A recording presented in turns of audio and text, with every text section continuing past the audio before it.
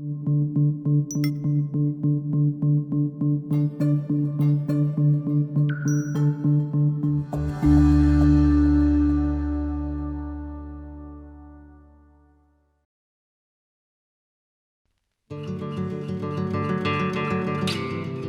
by day, little by little, we write the story of our lives. Join author Joe Alch on a walk down memory lane with tenacious humans who didn't let their circumstances dictate their life and what they could become. Welcome to the Lemon Tree Memoirs of Courage podcast. Hi, I'm Joe. I'm here. We're doing part 2 of the Lemon Tree, my memoir. But today we are, Chris Ashaki, my dear friend, is interviewing me on my books. We're doing part 2, and we're just glad you're here, and I hope that you can hear the message in my story, and just, Chrissa, take it away. And it's a great story. So I was up until 10 o'clock last night, 10:30, continuing reading the book, and I am finishing this weekend. But where I want to start is where we left off last time. So your mother left when you were 13. Mm-hmm. How did this affect you? Can you kind of walk through what that looked like when she officially left? Our family was so good at pretending that when she left, looking back as an adult, she was gone. She was already gone. The only difference was we had to continue to pretend. So this was more real in the pretending, if that makes sense. The day after my mother left, she left on a Saturday. On Sunday, we were getting ready for church, and my dad said, now, mum's the word, don't say anything about your mother. And for the last 6-8 months, she hadn't been going to church with us. So it was always the 4 of us, my brother, sister, my dad, and I anyway. So we had to continue to protect her. So instead of looking at our own needs, we had to look at the appearance that we were making at church. So so even though she left, it was still protecting her. We were protecting her. We were always protecting her. And your dad, how did it affect... Well, first of all, let me back up. How, in your heart of hearts, how did it really, truly affect you as the 13-year-old who needed your mom, who you've always been reaching out, trying to gain her attention, affection, love, no matter what she did or, didn't do all of those years during your childhood? What did that look like for you? I mean, where were you when she, in your heart and with the Lord too, is a question I have. How did you feel during that whole time? Well, I remember when my mother left, when she told me 2 days before she left, she told me that she couldn't live with our father anymore, that he didn't want to move, and so she had no choice, and she was going to be moving. It was very scripted when she told me. She told me first, and then she told my brother and sister after they got home from school. But she told me, and I remember feeling numb. My brother and sister came in from school. They were in the living room. She asked them to sit down. She called me from my bedroom. I went out to the living room, and it was as if it was a one-act monologue. Her words were to the T exactly what she said to me. It was rehearsed. There were no tears. I think she had been working up this script. She was already gone, like I said, but she had cut her feelings off. And I think the hardest thing for me, she was very close to my brother, my younger brother. She loved having a son. She did not like having daughters. But the fact that she was so black and white with my brother too, I thought surely she will take him with her. And I knew their marriage wasn't a good one. They were complete opposites. There was no love between the two of them. But I thought if she had to leave, and my dad was prideful and stubborn, and I'm sure he did say, if you're leaving me and you're not taking the kids, I'm not losing everything, because I've tried to give to this marriage. But I think when she told us and we were sitting there, I just thought, surely she's not going to do this to Gilly. She's not going to do this to my brother. And I immediately went into protection mode for my brother. It wasn't about me. I had to protect my brother, you know. Well, and that's kind of how it was when from the time he was born until, I mean, that's how it was, because you still, there was a time when she coddled him, and I mean, he was her everything. But then the older he got, it was still not the same treatment as she treated you and Hope, but it was very... Yeah, she should never have been a mother. Yeah. And that's what's so sad when you see things on the news about these mothers with their children and abandoning their children. And she was one of those. She would have made the news had it been 2019. We would have been involved with Child Protective Services. But at the time, early 70s, there wasn't anything like that, you know. So we had to learn to survive. We had to learn to cope. We just did the best we could. We were in survival mode. So how did it affect your dad? I know he was very prideful, and he also wanted to protect the image of the family and not let people know that she had left officially, and you still went to church the next day and sat on the pew, and mum's the word, which I think was a popular phrase that he said kind of often. But how did it affect your dad? Well, I think in my dad's eyes, he never felt he measured up to his parents. And my grandmother, my cruel grandmother, she felt criticism was the best form of praise for a child and teenager, that criticism would get the job done. That was her way. She never gave any accolades for anything. My dad never felt good enough. Everybody in my grandmother was a nurse. My grandfather was in medicine. My uncle, his older brother, became a pediatrician. My dad had no interest in medicine. He was more of an artist. He could write. He wasn't a good singer, but he loved music. He loved designing. He wanted to be an architect. That totally threw off my grandmother. My grandfather thought that was a waste of time. So in their eyes, he never measured up. When he married this beautiful, talented Baptist, Charlotte Church at the time, Judy Garland type voice, he finally had redeemed himself.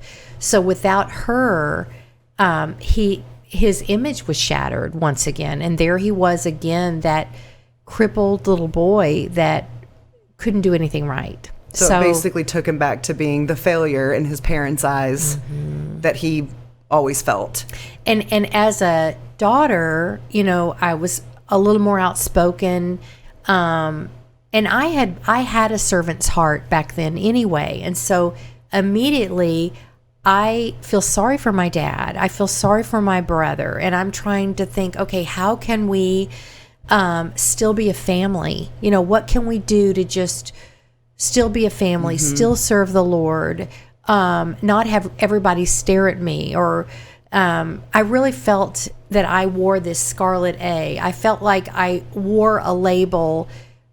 Her mother walked out. We lived in predominantly Catholic.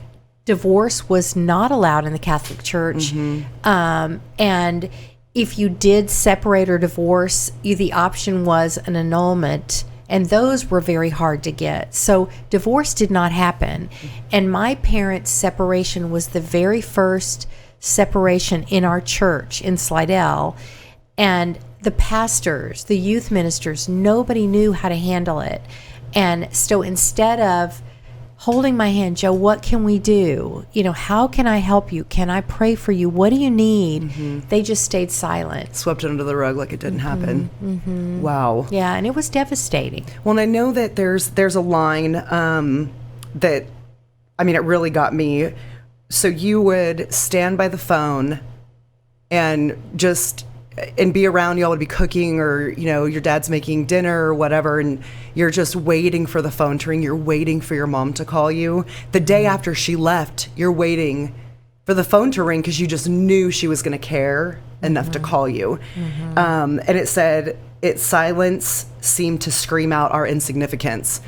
And that was like a knife in my heart, because just knowing it was all, you always kind of felt insignificant, but to really own that in that moment, that she has a different life now. She left and we're on our own.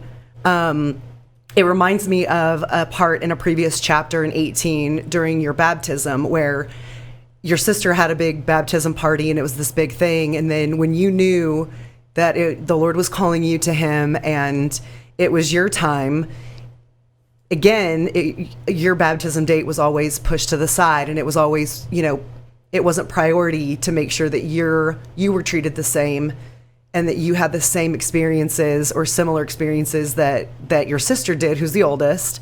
And it was almost like you were doing it because she did it, instead of encouraging your decision with the Lord that you and only you made. And so that it brought me to those 2 points when I read that line that just showed that was kind of rock bottom when she left, but she was always gone, like you said. But it was different. It was final. It was final. And as far as my baptism, in the Baptist faith, we make what's called a public profession of faith. And my sister had decided she wanted to be baptized and became a Christian. And we were taught we be the humble, subservient female daughters, granddaughters. So anything we did, we needed my grandmother's approval. She was so controlling. And what Hope did, she did like a good little girl, went to my grandmother and said, I'm ready to be baptized. So grandmother got to be in the spotlight with my sister and loved every minute of it. When I decided I was just different, a different personality. So I didn't feel I needed to tell anybody. I talked to my Sunday school teacher. And so I just decided it's time. I'm ready to accept Jesus Christ as my Savior. But I totally threw my grandmother's plan off. She felt like I did that for attention, and I didn't. It threw off her plans. She wanted to be in the spotlight. She needed to be the one that held my hand and had led me to the Lord. And so it did throw her off. So as a punishment, they did baptisms on Sunday night. So as a punishment, the next 3 or 4 Sunday nights, I got ready for my baptism. You had to carry, they put you in a gown, and you took your clothes off. You'd wear your underwear. So I brought a little clean pair of underwear 3 Sunday nights in a row. Never had my baptism. And I really do think that my grandmother called the church office and said she needs to really understand what she did. I think she did that for her sister's benefit, or to be like her sister. And the church went along with it. My grandmother was so respected in the church, and she was such a pillar as a female, submissive woman in the Baptist church. My grandmother had a lot of pull. And so I think she did that as a punishment. Like, we're going to show her who makes the decisions here. And I still, to this day, the day I was baptized, I didn't cry. It was a happy moment. But it wasn't. She ruined it. She ruined anything monumental. If she wasn't in control, she ruined it. So I hope one day I can get baptized, maybe in the Jordan River. Maybe Dr. Jeffress will do it. Yeah. But I do hope one day that I would love to be baptized and really feel loved and, and cherished and celebrated for that public. I mean, because that's what it is. And for her to think, and there was a part in the book where it said you went down, you got out of the pew when you went down to the pastor, and even to make your profession of faith, you basically got in trouble for it. And that she, I think afterwards, people would come, and I remember this growing up in our independent Baptist churches, people would come down as in like a reception line and, oh, I'm so proud of you. And, you know, this, and really embrace the person who's made that decision for Christ. And she basically grabbed your elbow or your arm and was like, scolded me. Why did, yes. And and to me, from a reader, also from growing up in the church and understanding to an extent, you know, kind of understanding a little bit of how we grew up in the church. But just to see that it was still all about her and all about, yes, she's this upstanding pillar in the church and this submissive wife that has this horrible home, you know, secret that can't get out, which is why I think also too, why she maybe couldn't scold you as much and get you in trouble as she wanted to, because she knew you still had something on her. Right. And she knew that I would speak up.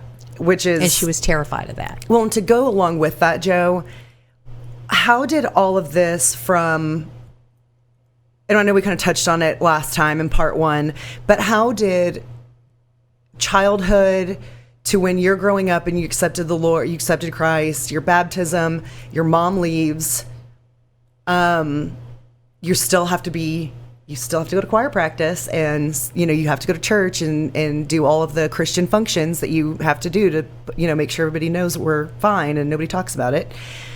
In your heart, do you remember what was your stance with the Lord at that time? Like, where were you at emotionally and spiritually with the Lord, knowing that you were saved, that you had Jesus, you know, in your heart, but in reality, stuff was tough. And where were you? I was angry, and I was like, I felt like I had won the lottery, but with the worst family situation. It was like I won the booby prize. I don't know what happened, but I remember my grandmother was from a family of 9 or 10 children, and we met all the uncles and aunts, and they were so fun. We just loved her brothers and sisters and their families.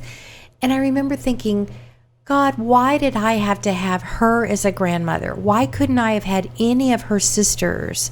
I remember questioning, like, why did we get stuck with her? I would ask questions.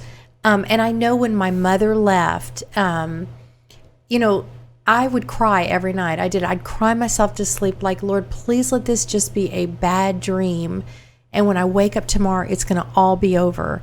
But I think God was preparing me for bigger things. And there is strength in the struggle. And it was things like the lemon tree, or a neighbor that was so kind, or a teacher that he was saying to me, Joe, I'm here. Just trust me. Hang on in there. I will redeem the day. Just hang in there. And I had these little glimpses of hope. But I was angry. It wasn't fair. You know, I was angry at God, you know, but I knew he loved me too. So it was conflicting. I just had to keep believing, trusting. And when I would go to church and get involved, and we'd sing or have an activity that was so much fun, like we did some of the funnest things in high school with our church, I knew that he was there. You know, I never felt like, Jesus, hold my hand here. It was kind of an all or nothing. I was like, okay, whatever I'm supposed to be going through, then I guess this is what you're dealing me.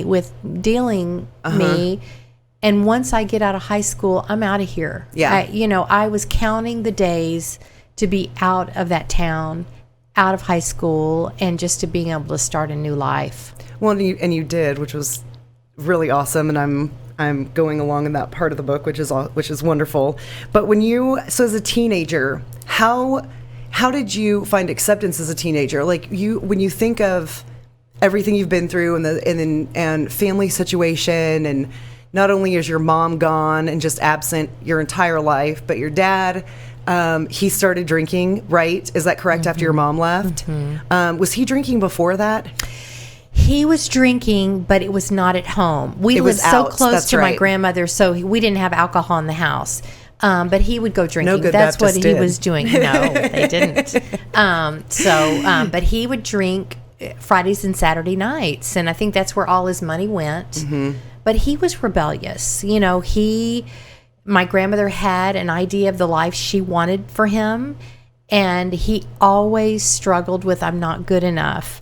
And I think part of that too, I saw my dad and I saw his life, and I'm like, I'm not going to turn out like this. Mm-hmm. And I don't want to turn out selfish like my mother. So there's got to be another one. There's got to be another road. There has to be. You know, there's got to be a medium there. We take care of ourselves, but we're not so consumed with ourselves. Mm-hmm. So when was the point where there was a point in the book where your dad, being Jack, and me getting to know him in his way later years and not for very long, but he was home with, and Hope was at LSU at this Hope time. had gone to LSU, and Dad was home. And so And it was the three of y'all. It was the three you- of us. And I wound up getting involved in high school in activities, anything I could join just to be away from our house. Because the house, when my mother left, she took all of the knickknacks, all the pictures, all the little side table, just anything with any reminder of her was gone. And so going to our house, I just felt like it was a shell. And the sadness and evil and sickness was so thick. I couldn't stand to be at our house. So it was just better to be away. And my dad was so heartbroken. He would stay home, drink. He would go to bed, go to his room at 6:30 to 7 at night. My brother, I remember, he'd go to his room and he would like lay on his bed and just stare at the ceiling and cry. And I was just like, we cannot live like this. We are all going to die if we continue living like this. And maybe that was the Lord saying, Joe, come on, SOS here. Let's do something. So one night, Dad and Gilly and I had dinner, and Dad was going to his room. It was like 6:30, 6:45, and I stopped in the hall on the way to his room, and I said, Dad, you've got to date, or you've got to do something. We're all drowning here. You've got to get a life, and there are other people out there. And my dad said, honey, I don't feel right. Your mother's left, and I don't feel right about leaving you and Gilly. You're by yourselves. And I said, Dad, it's okay for you to date. You can have a date and have fun. You need to have a life too. So that very next day, I got home from school. The phone was ringing. It was Dad. He had a date. Don't wait up for me. He didn't waste any time. He wasted no time. And that night, we rarely saw our dad, with the exception of church service. Dad was never home. He left my brother and I a blank check that he'd signed to go to the grocery, and we'd get our groceries for the week. And my brother and I, 15 and 13, were completely on our own. And you basically figured out your meals. We figured out meals, everything. lunches. We signed excuses if we were sick. We would go and buy poster board if we needed poster board. And mind you, my mother never checked in. What do you need? Can I take you to dinner? She was off in La La Land in a relationship, and it was almost like she had forgotten she had another family. And I remember there's times in the book, a couple times where you would go because the apartment that she had was right by your school. And almost like, you know, that she was saying, here's my life. It's not with their parent, you know, it's not there anymore with the family. I'm independent. This is my thing. Her rebellion, and openly showing even to your friends at school, and which put that scarlet letter on you even more, that she had no regard about, because it wasn't about the children ever. It was always about her. And you tried to go and reach out to her. You would call to see if you can come over. You were the one always having to make that effort, and you had to initiate all contact with her, even if you stood at the door and she, you know, oh, how was your day, whatever, and then you left. It was never an inviting motherly type of relationship, even after she left. Well, and the weekend she left, we went to New Orleans. It was a Saturday, and I remember it so vividly. She was going to have movers move her things, so my dad got us out of the house, and she gave him till 5 o'clock. So We got home a few minutes after 5, and I remember looking at the phone, and she didn't give us her phone number. That was before cell phones. And if you did get a phone line, it usually took a couple days for it to work. And all I could think about was my poor mother sitting around these boxes, crying her eyes out, brokenhearted. And I really wanted to see her and make sure she was okay. I was just devastated with worry and grief that she was not okay. We found it. She didn't call us all weekend. We watched the phone, and I remember Hope wanted to get on the phone for something, or Gillian was like, no, don't get on the phone because she might call. So we sat and saw this phone that never rang for 2 days. So Monday morning, we usually took the bus to school or walked, and that next Monday, my dad offered to bring us to school because he knew it had been a hard weekend. The apartment she moved into was directly in front of the high school. And when he drove us to the driveway to pull into school, there was her car right in front of the high school, right in front of her apartment. So she was home. It was a relief. Oh, good. She's okay. She's at home. But she had no regard for how we would feel. So here we are. She's 3 days into this new life. She knows we go to this high school. Didn't even care. It didn't matter. And when was at what point did you go over and you knew that night that she left, she had a date? Well, a couple of weeks had gone by, and I wanted to see her apartment. And I kept asking my dad. I was like, I want to go over there. And he was like, no, you don't need to go check on her. So one particular Saturday morning, it was about 2 weeks after she left, I told Dad, I'm going on a bike ride. I love to ride my bike. And so I rode my bike over to her apartment. It was about a mile, walking distance to the high school. And I parked my bike, and I knocked on her apartment door. She answered the door, and she was dressed. Makeup was perfect. Hair was perfect. It was obvious she was going somewhere. So when she came to the door, she didn't step back. Hey, come on in. She was cordial. And I said, can I see your apartment? I want to see everything. And she was polite and let me in. She was obviously getting dressed for some kind of a date. And I went into her bedroom, and I was snooping. Every 14-year-old snoops, 13-year-old. And I looked in her closet, and she had all these new clothes. And I was like, wow, these are so pretty. And I was looking through them, and there was one particular dress that was baby blue. Blue's my favorite color. And I put it up to me. I walked over to the mirror in the closet door, and she goes, isn't that gorgeous? And I said, oh, yes. And she said, I wore that last Saturday night. And the more we had the conversation, I learned through what the things she had said, it was the Saturday night she left. She had a date the night, the weekend that she left us. And so while I thought she was crying over boxes, drowning herself with toilet paper, wiping her eyes, she was on a date. Were you mad? I was furious, but I couldn't. I wanted her attention so badly. I was willing. I had to hold it in. I did. I had to. And so for so many years, I kept all that pain inside. And it finally had to come out. But for many, many years, I had to learn to forgive her. And for so long, I didn't forgive her. And I was more angry with her than I was at God, to be honest. I was angry at her. Like, how could a mother do that? And when we found out we were pregnant for the first time, my husband and I, she called me. She goes, oh, I cannot believe it. I'm so excited for you. I said, yeah. She goes, you know what? I've been thinking about something. And I said, what is that? She goes, you know what? I want a bigger place.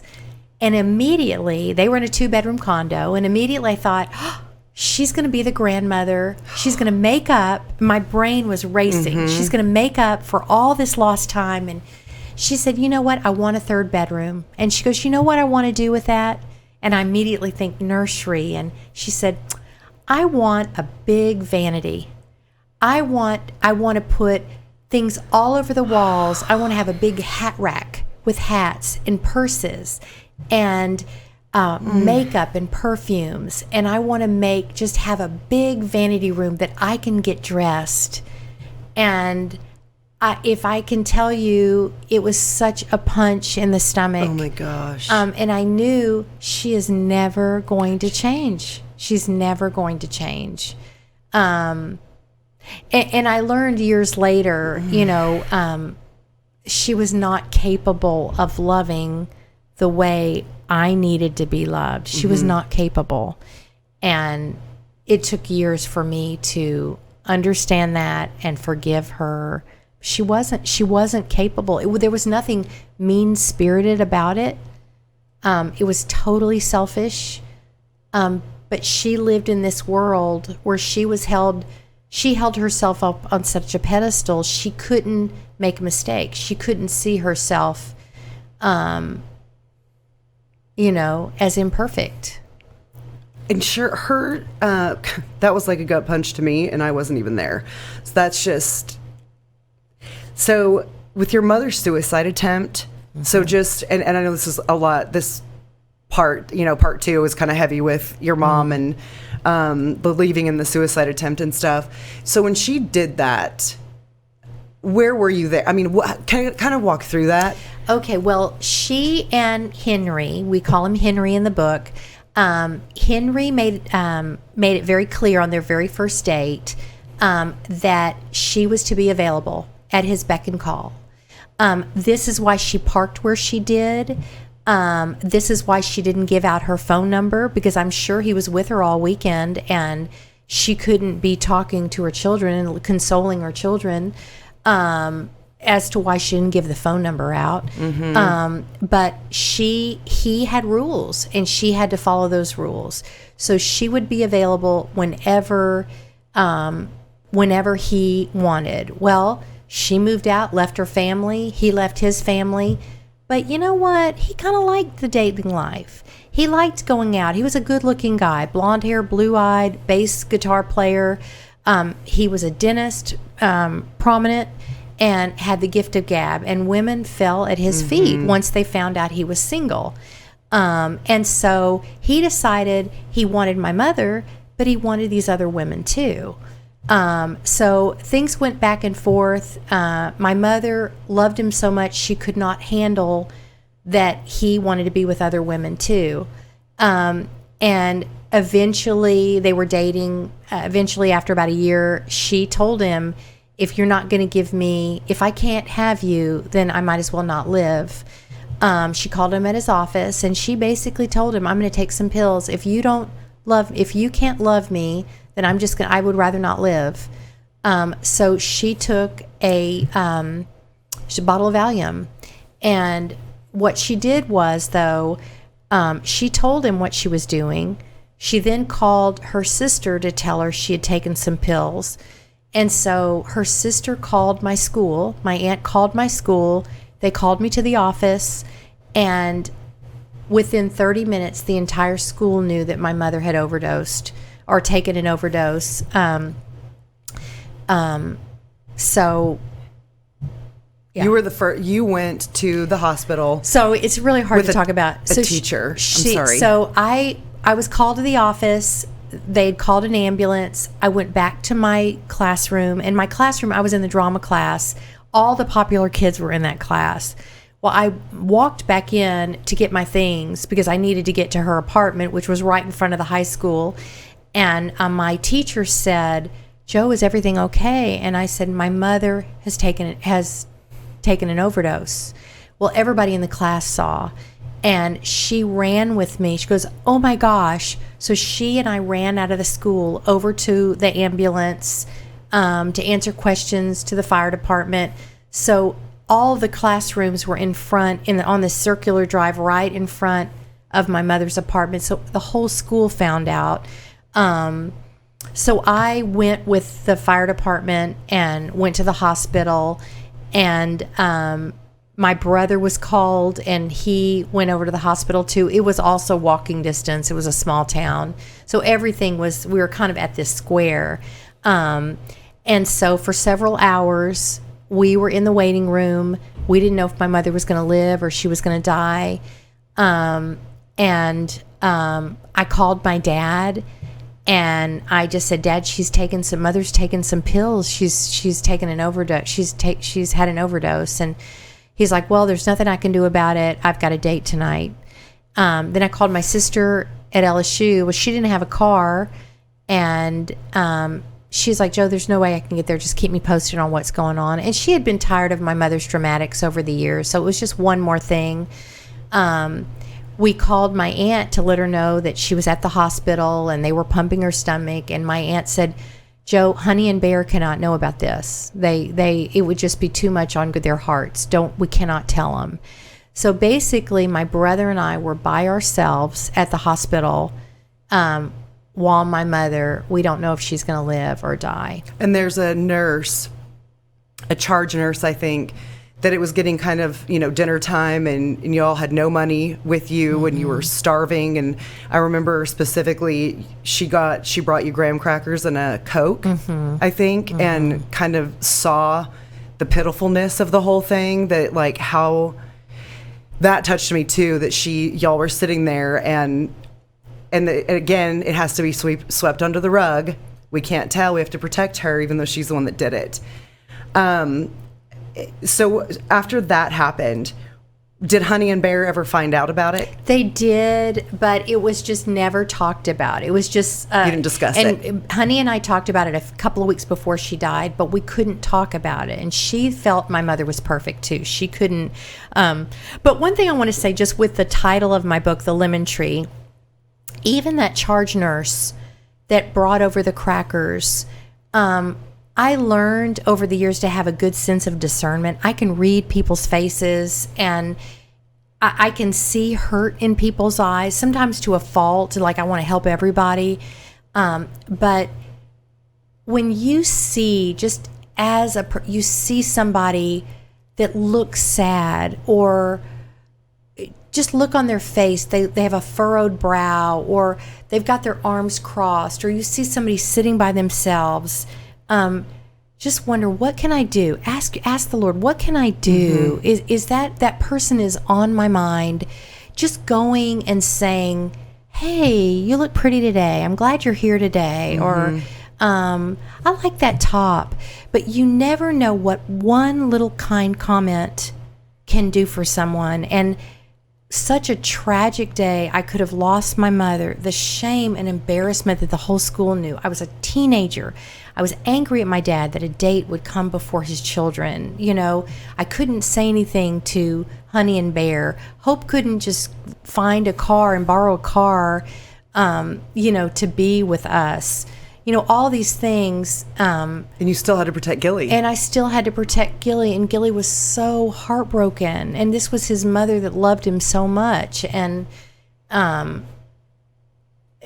you just never know what shoes somebody is walking in, And I feel that God does put people like that sweet nurse that knew those poor kids have got to be hungry. And nobody's giving them any information. And just that we can always be a light. We can always be a lemon tree to someone. Always. And the Lord always provided those people just when you needed them most. Miss McCarter at Lemon Tree, she's my favorite. I mean, and I'm not completely through, but her and seeing that nurse too, it reminded me, because we live in a society where we're all so busy and we're running here and there and all these things and social media and our minds are flooded and we're always down, our eyes are always looking down. We're not, and I'm speaking to myself too, because this is a great reminder to me, we're not looking around us to look at people and just, how are you today? Or how, like you said, you look pretty, or I love your shirt, or, whatever it is that shows that somebody is seen. And I think God put that in your heart, and really He wove that into your DNA before the beginning of all of this, so that you could be that light to people because of all the darkness that you had to endure, but still always had that light from Jesus in you, that He allowed all of that to happen because of that. And I know on part 3, on our next podcast, we're going to go into the time in your life where you went to LSU, you had your graduation, and there was a whole other thing. There was a lot of financial issues. Your dad was not good with money. There was a whole thing about graduation and how were you going to pay for it, and you had gotten a job, and there's just a whole bunch of teasers I could say about just exactly like when your dad said, you guys are going to go and get, 2 seconds after school's over, you have to get a job. Right. Because he's not paying for stuff. And so all of those type of things to then the part where you go to LSU and then you meet this handsome blue-eyed man. And so that's going to be part 3 that we're really excited about. But I think any last thoughts on this part 2 of the... No, I just think just the message is God is wonderful. Always there. And whenever you feel there's no hope, there is hope. There, you can get through. There are always hills and valleys, and there are going to be the valleys, but you can get through the valleys.